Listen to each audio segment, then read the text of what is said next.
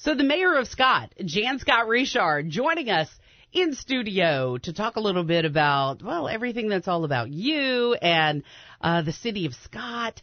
I just wanted to be able to get a chance to share with everybody a little bit about who you are. So thanks for doing this adventure with me. Absolutely. I think it's going to be a lot of fun. Thank you for having me. Well, It will be. We're going to make it fun. Okay. So, all right. So who's your mom and them? Where are you from? Where'd you grow up? So give us a little history of Jan Scott. Yeah. I was born and raised in Scott. We grew up on the outskirts of Scott. Most recently incorporated not long ago on some property off of Tab Road. My parents, both my dad's been in Allfield all his life, still currently is. My mom was a teacher at Scott Middle for 34 years. Bless her heart. 34 years, Yeah, huh? I have 3 siblings. I have twin brothers who are 40. And then I have an older brother who's, I'm not going to mention his age. But, yeah. But he's old as dirt. Can I say that? No, he's not old as dirt. No, He's you're a little bit not as older old than as me, dirt. so he's young. Born and raised, went to school at LEOGD, went to school at Scott Middle, graduated from Acadiana High School in 1992.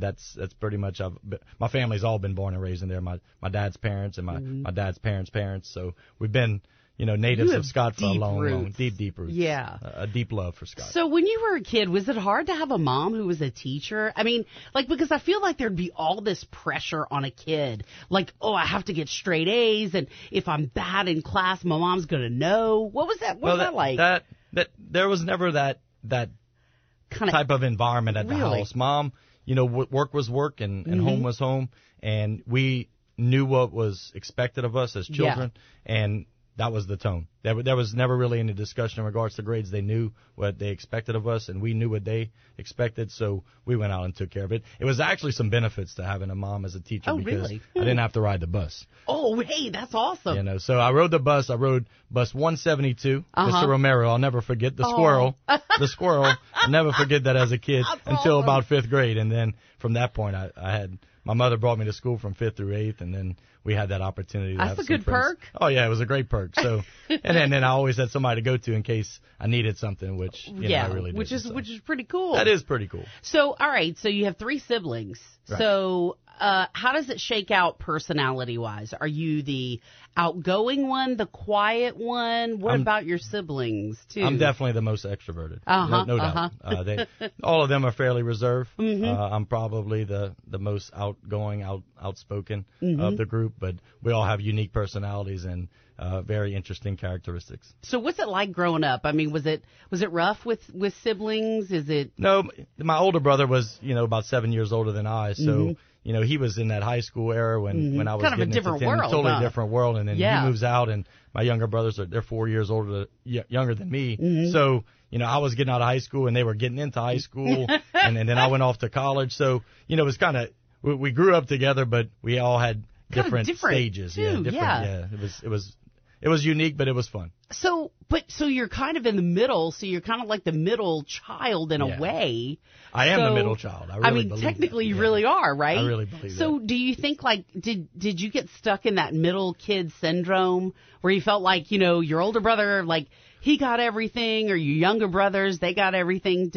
What was that like? Well, it was like, when you go to family reunions, it was that scenario where, oh, look, David, oh, and look, the twins. Uh-huh. Wait, which one are you? I don't remember him. But it's all good. It's all relative at this point. Oh, yeah, that's true. That's probably true. So tell me about the idea of wanting to do something for your city, being involved, community involvement. Were you always seeking that, wanting to do that?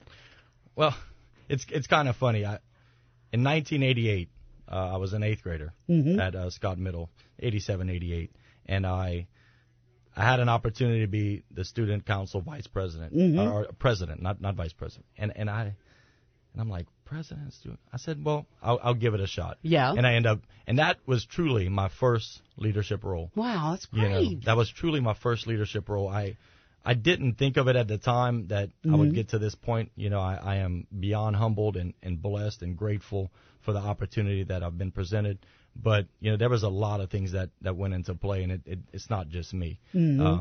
But that was my first leadership role. And then I did do some things high school-wise. I got involved in MAD, Mothers Against Drunk Driving. Yeah. I got involved in the student council there as well. I think I was parliamentarian and treasurer. I never ran for president because I was involved in soccer so much. Yeah, I was the captain of the soccer team. I was going to say that was the big passion, and then right? when I went on to college in Wisconsin, I got involved in the student government there as well. I don't know why. I just wanted to be involved. I was from Louisiana. I was kind of an outcast, so to speak, Southern boy yeah. in the middle of Midwest America. Yeah, exactly. And and I was the captain of the soccer team as I played collegiate soccer in Wisconsin as well. So, I've always kind of had that leadership capability I think that I've been blessed with. I think a lot of it stems from, my father. He was a coach. I always looked at him as a leader. My grandfather as well. My grandfather was in the military. He was the postmaster in Scott.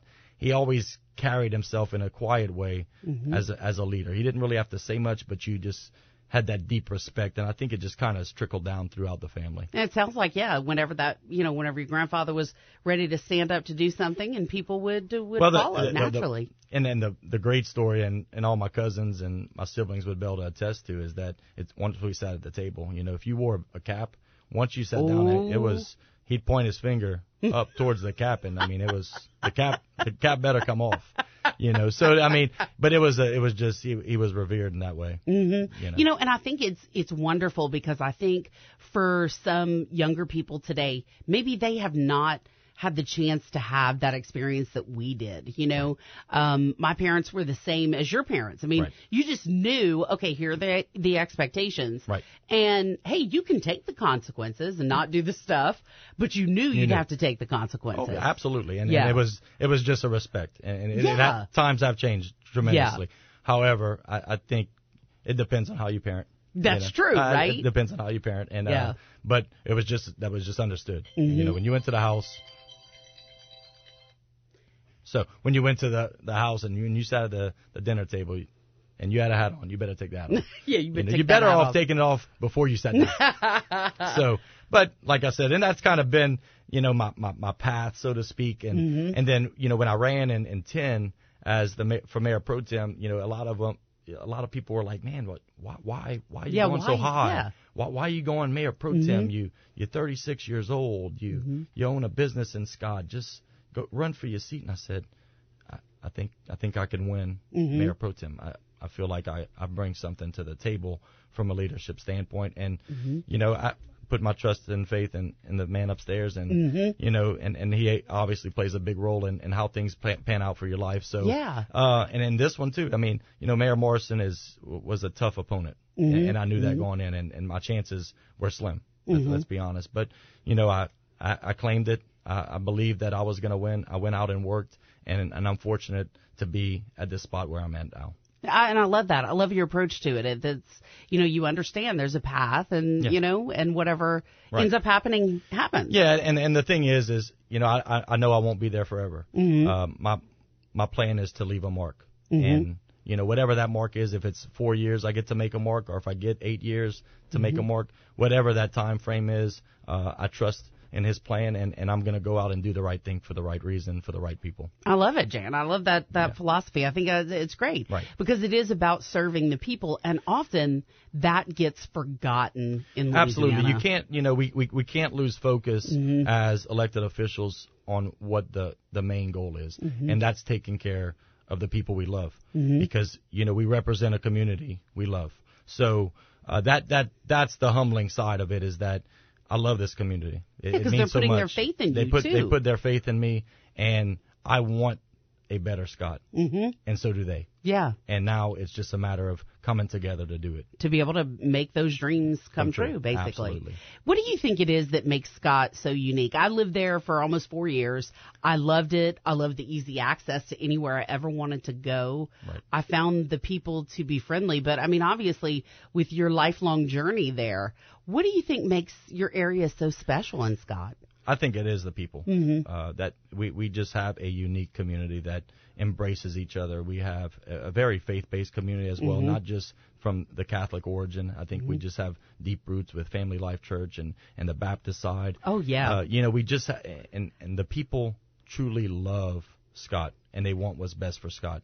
So that, to me, is what makes this job so much easier, is that I'm going to be able to go out and do stuff and not have a bunch of pushback, because I think people in the long run truly want what's best. They may not always agree with the decisions we make as a council or as an administration, but I think in the long run they know that because of our deep roots that we're going to do the right thing to move the city forward. And, one of the things that you had talked about previously is this idea, it really is a community where everybody does know each other. Absolutely. And you can't go anywhere. Your grocery store, the post office, City Hall, Piggly Wiggly, the ballpark. I mean, everybody knows everybody. And there's just a deep history of family traditions that have been passed down. Like I said, my grandparents' parents grew up in Scott. So, that's just one family. We've had multitude of families that have grown up in Scott and have passed down their history. So it's really a humbling experience. I would imagine so. We will continue our conversation with the mayor of Scott, Jan Scott Richard. We're going to get into a whole bunch of other stuff. I'm going to see exactly how many questions I can ask him. So all of that is coming up.